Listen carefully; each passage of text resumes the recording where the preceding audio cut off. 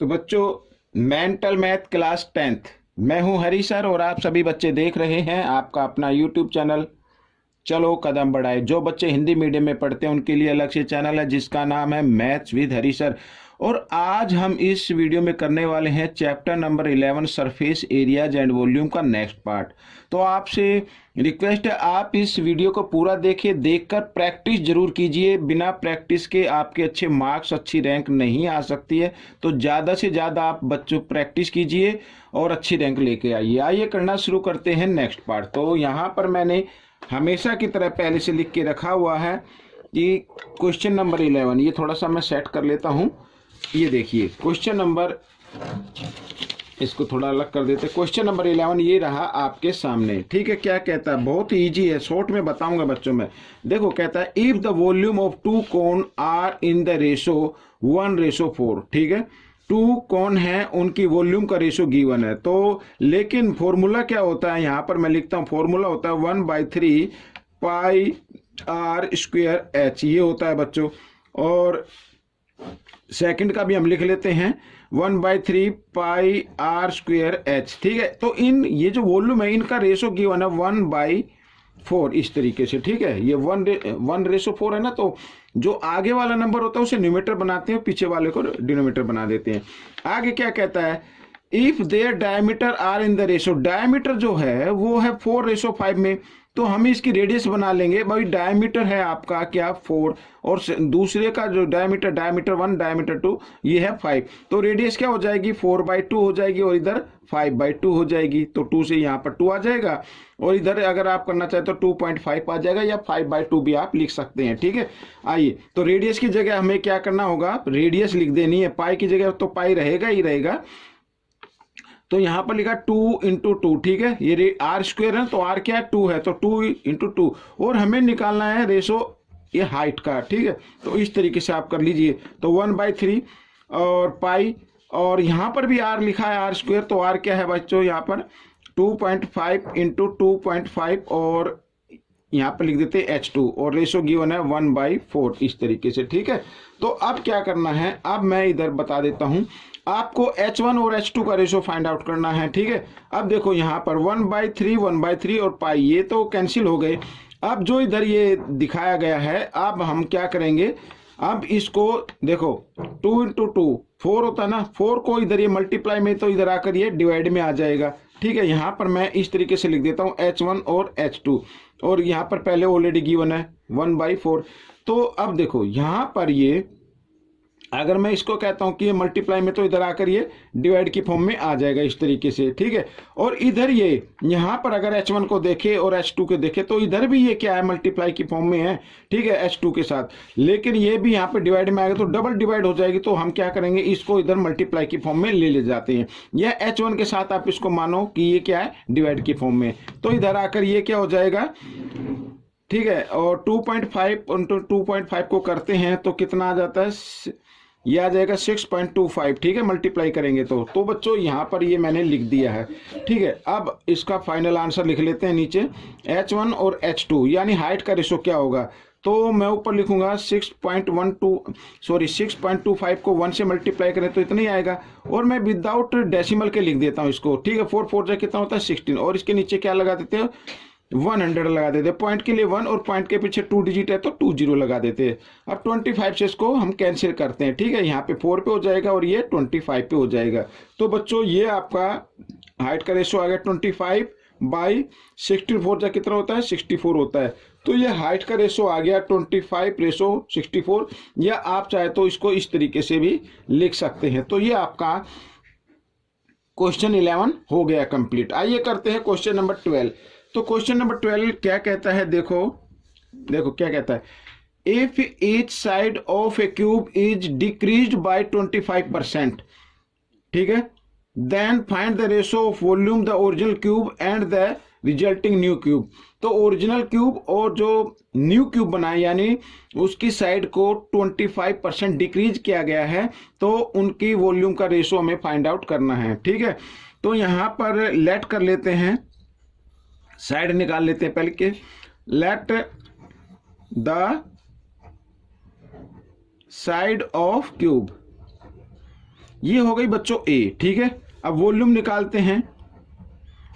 Volume क्या होगा बच्चों, ए की पावर 3 होगा, एक तो ये आ गया, ठीक है। अब न्यू यहां पर, अब इसमें लिखा है कि 25% डिक्रीज कर दी गई है। अब यहां पर लिख देते हैं साइड ऑफ क्यूब, कितनी हुई है भाई, ए थी ना, इसको कितना किया है 25% डिक्रीज कर दिया गया है। तो 25% कितना होता है वो देख लेते हैं।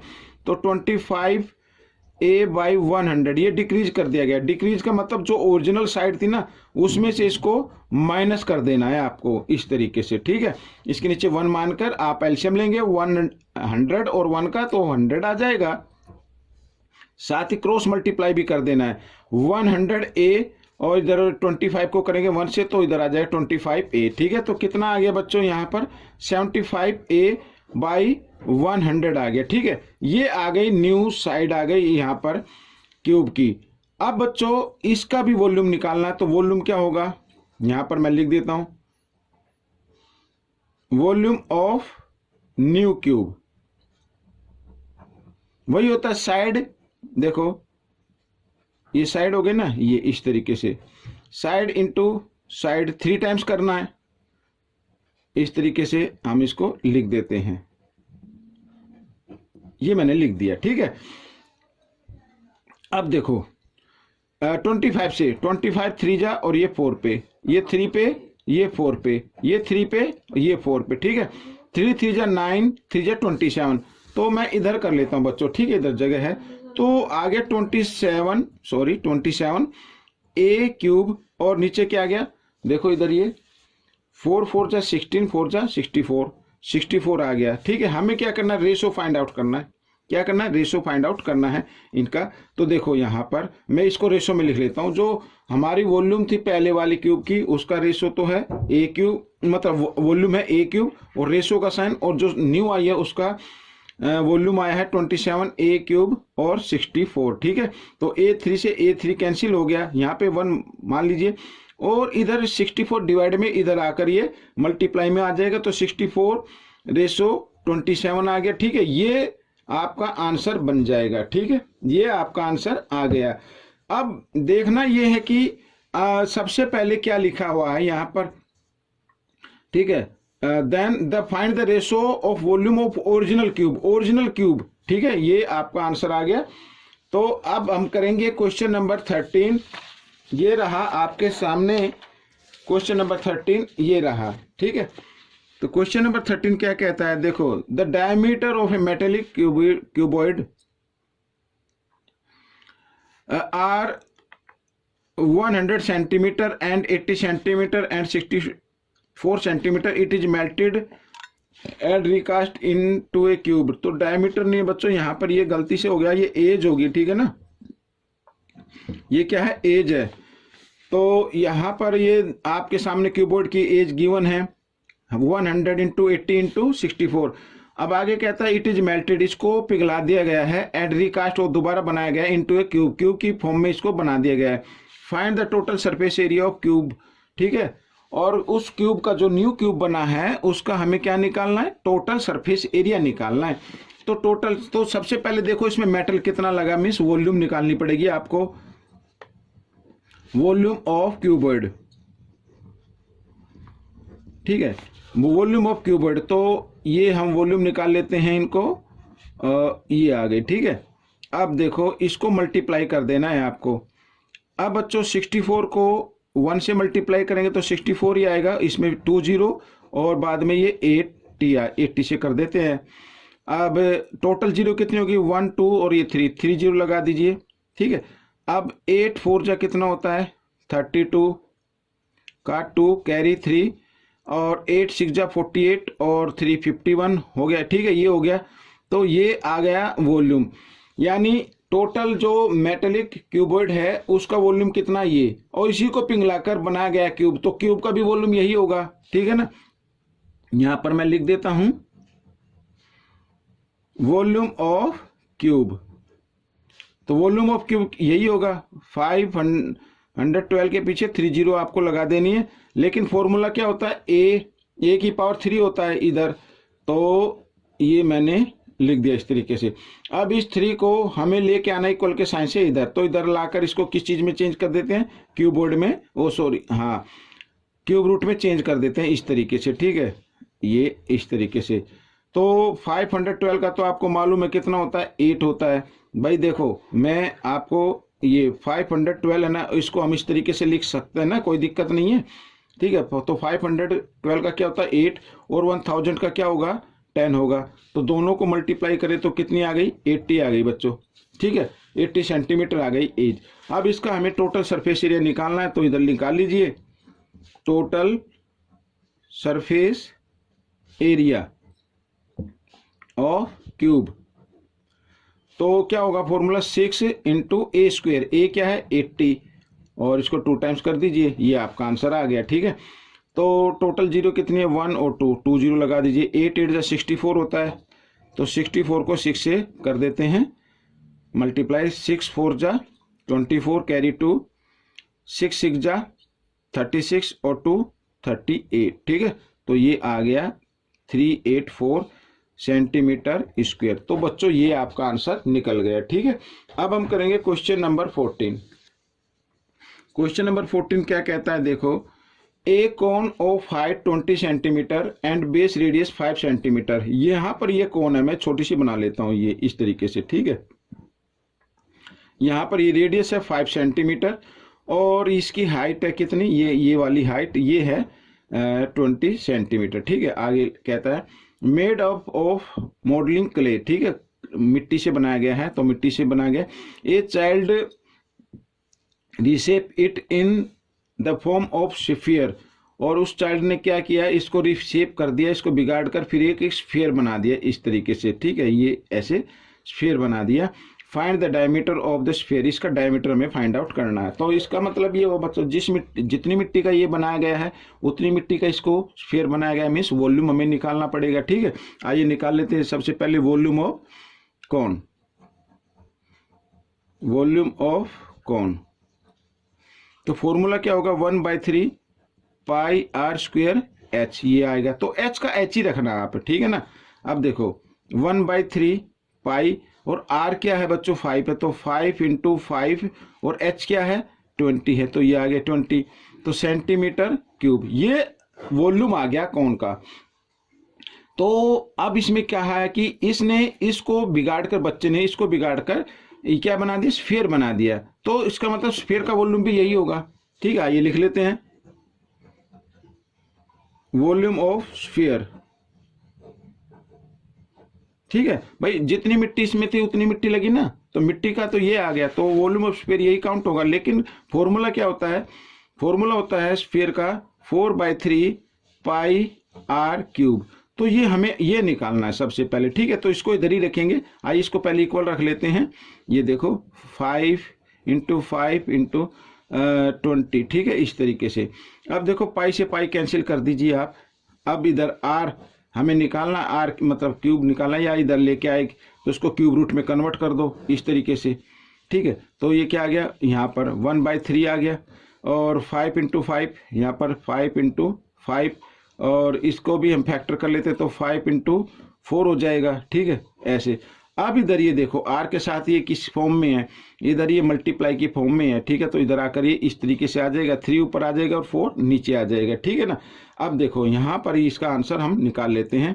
ये देखो यहाँ पर अब 3 से 3 कैंसिल हो रहा है, 5 से 5 कैंसिल हो रहा है, और सॉरी 4 से 4 कैंसिल हो गया, और इधर ये 5 का ग्रुप बन गया 3, और इसमें से मैं इसको इस तरीके से लिख लेता हूँ पहले, ठीक है, ये लिख लिया। तो रेडियस कितनी आ गई, इसमें से 1/5 को बाहर निकाल लीजिए, ये आ गई रेडियस। हमें तो निकालना है डायमीटर, और डायमीटर क्या होता है, रेडियस का डबल होता है।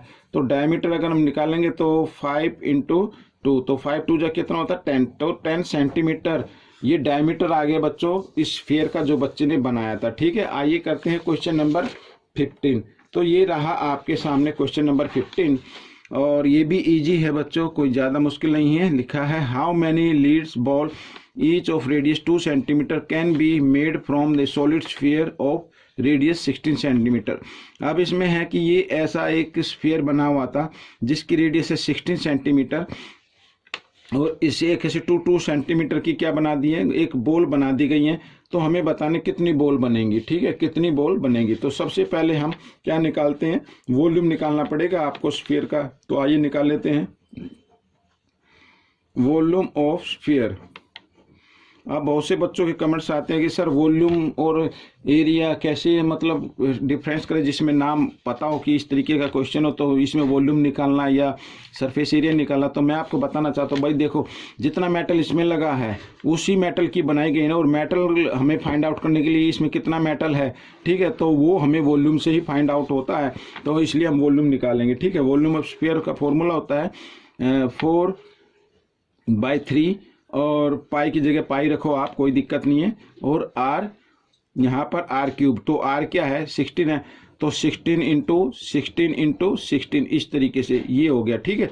ये मान लो ये वॉल्यूम आ गया। अब सबसे पहले अब वॉल्यूम निकालेंगे बॉल का, यहाँ पर इसका भी वॉल्यूम निकाल लीजिए, वॉल्यूम ऑफ बॉल।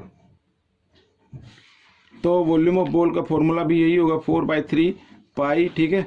और आर क्यूब, तो आर क्या उसमें 2 है, तो 2 इंटू 2 इंटू 2 इस तरीके से, ठीक है। अब क्या करना है, अब आपको अगर नंबर ऑफ बॉल निकालनी है तो इसका एक फॉर्मूला होता है, नंबर आप सभी को मालूम भी होगा, number of ball, number of ball. तो नंबर ऑफ बॉल का फॉर्मूला होता है बच्चों, ठीक है, वॉल्यूम ऑफ स्फीयर, जो बिग स्फीयर है ना इसी की बात मैं कर रहा हूं, जो ये बिग निकाला है इसकी, ठीक है। और इसको डिवाइड कर देना वॉल्यूम ऑफ बॉल से,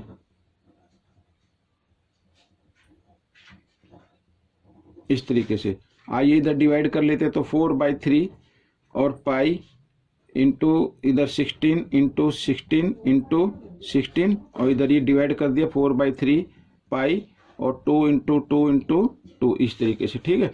तो 4/3 पाई से 4/3 पाई कट गया, और 2 से 2 8 जा 16, ठीक है, और 2 8 जा 16 इस तरीके से कर लीजिए, और 2 8 जा 16, तो 8 इंटू 8 इंटू 8 8, यानी 8 को 3 टाइम्स मल्टीप्लाई करें तो कितना आता है बच्चों, 512 आता है, ठीक है। यानी 8 को 8 से करेंगे 64 आ जाएगा, 64 को 8 से करेंगे तो कितना आएगा, 512 आएगा। तो बच्चों ये आपका आंसर आ गया, यानी 512 बॉल उसमें बन जाएंगी। तो ये क्वेश्चन आपका कंप्लीट हो गया है। आपको ये क्वेश्चन कैसा लगा मुझे जरूर बताएं, और उसमें से सीखकर दूसरे बच्चों को जरूर सिखाना। मिलेंगे नेक्स्ट पार्ट में, टिल देन थैंक यू।